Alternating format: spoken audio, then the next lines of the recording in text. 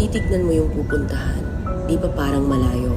Pero pag lilingunin mo yung pinanggagalingan, malayo ka na. Hindi mo malalaman kung hindi ka susubok. Ang buhay ay isang malaking sugal. Kung lagi kang takot sumugal sa isang bagay dahil takot kang mawalan, mauubos lang kung anong meron ka.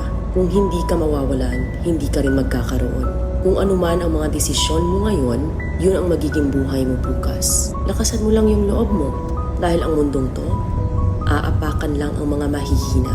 Ibangon mo palagi ang sarili mo. Balang araw, magugulat ka na lang na ang layo na pala ng narating mo. Kahit mabagal ang progress, basta may usad at kumikilos ka, okay na yan. Wala tayong magagawa. Ganyan talaga ang proseso ng buhay.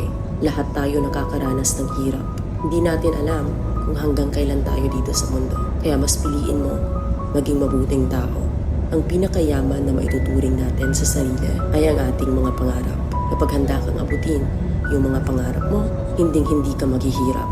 Kung lagi kang may pinagdaanan sa buhay or pagsubok, pruweba lang yan na isa kang magiting na sundalo. Sa mga pagsubok, diyan ka aangat, diyan ka babaguhin yung tatag mo kung paano ka mag-ayos ng problema. Hindi ka magtatagal sa mundo. Lubos-lubusin mo na. Gawin mo yung mga bagay na handang iangat ang sarili mo.